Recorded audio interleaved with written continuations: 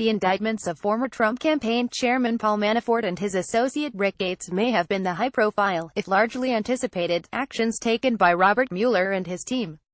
But the surprise news that a low-ranking foreign policy advisor to then-candidate Donald Trump pleaded guilty to lying to the FBI may be more consequential to the special counsel's Russia probe, and to the administration. Few people had heard of George Papadopoulos, who could face up to 5 years in prison before his plea was unsealed by officials on Monday. Soon after, he was on his way to becoming something of a household name. The 30-year-old self-proclaimed energy expert, who signed on to the campaign's foreign policy team in March, was interviewed by the FBI in January and arrested at Dulles Airport in July for making untrue statements to agents about his Russian contacts. The White House quickly dismissed Papadopoulos as a volunteer with an extremely limited role in the campaign. This individual was the member of a volunteer advisory council that met one time over the course of a year, Press Secretary Sarah Huckabee Sanders told reporters. Sanders' description of Papadopoulos' original role may have been accurate, but court documents unsealed by the special counsel's office on Monday show that he was in communication with the highest-ranking officials on the campaign. While it's true his level of involvement didn't compare to that of Manafort or Gates, he wasn't exactly answering phones or going door-to-door with a clipboard either. Indeed, the campaign released a photograph at the time of Papadopoulos seated at a table with Trump and other members of the foreign policy team, with Trump at one end and Jeff Sessions at the other. But the fact that Papadopoulos did have such a low-key role in the campaign is perhaps one of the greater ironies of an investigation centered on allegations of Russian collusion that Trump has dismissed as a witch hunt. After pleading guilty, Papadopoulos has been cooperating with Mueller and his investigators, which has some legal experts speculating that there is more to come in a probe that is likely to spill over into next year. Manafort and Gates pleaded not guilty to 12 charges related to money laundering and lobbying work in Ukraine. The administration said the indictment of the former campaign chairman had nothing to do with the president himself. For his part, Trump argued that the charges pertained to Manafort's work years before he joined the campaign. The affidavit describes a time span ranging from 2006 through at least 2016. Still, the charges raised questions about the president's judgment, as Manafort's activities before joining the campaign were no secret. And while Manafort was pushed out of the campaign after the national convention, Gates stayed on long after, and was a member of the inauguration committee and later a pro-Trump lobbying group. In a tweet, the president tried to shift the conversation. "Why aren't crooked Hillary the Dems the focus?" he wrote after the Manafort indictment was revealed.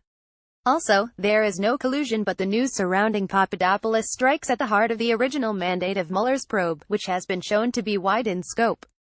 Papadopoulos came to the Trump campaign in March of 2016 with little experience in the foreign policy realm compared to advisors on more traditional campaigns.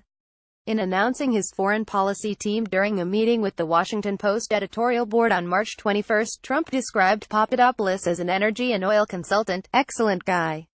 Others included Carter Page, who has long been under scrutiny by the congressional committees investigating Russian meddling and collusion allegations. Trump's unconventional campaign did not attract the high-level foreign policy experts typically drawn to presidential contenders.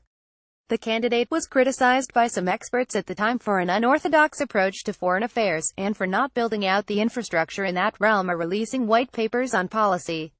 Trump dismissed the criticisms, and used them to further burnish his outsider credentials. But the lack of a substantial foreign policy team created risks, some that might be coming back to bite him. Presidential candidates rarely come to the table with vast foreign policy experience, and typically solicit experts with extensive party connections to help educate them. The team also gives the candidate a set of credentials and sends assurances of expertise to those within the party and abroad. But modern campaigns focus more on domestic issues than foreign ones these days, which sometimes leaves foreign policy advisors working in obscurity with minimal contact with the candidate, and in some cases they are show horses rather than work horses, says Peter Feaver, a former advisor to President George W. Bush and a professor at Duke University. In Trump's case, the outsider status of the campaign promoted less experienced advisors who may have been looking for ways to further their own careers. They are more than likely to embarrass you than to help you. This is true even if you have a good vetted list of people. You have to hope they're not tweeting something or getting themselves in trouble, and that tarnishes the campaign, says Feaver. You get people trading on their status. The Trump campaign was more at risk of that. Papadopoulos used his new position as a credential in establishing communications with a professor who claimed to have significant connections to Russian officials. In March, he met with a professor and a Russian national he incorrectly believed to be a relative of Vladimir Putin. On March 31, Papadopoulos met with Trump and the foreign policy team. According to the court document, when Papadopoulos introduced himself to the group, he stated, in sum and substance, that he had connections that could help arrange a meeting between then-candidate Trump and President Putin. Papadopoulos met with the professor again in London at the end of April, when the professor conveyed that the Russians possessed dirt on Hillary Clinton in the form of thousands of emails. The special counsel document released Monday showed that Papadopoulos told campaign officials of his conversations with his Russian-related contacts. In one email to a campaign supervisor, he wrote asking to arrange a meeting between us and the Russian leadership to discuss U.S.-Russia ties under President Trump. The supervisor wrote back, "Great work."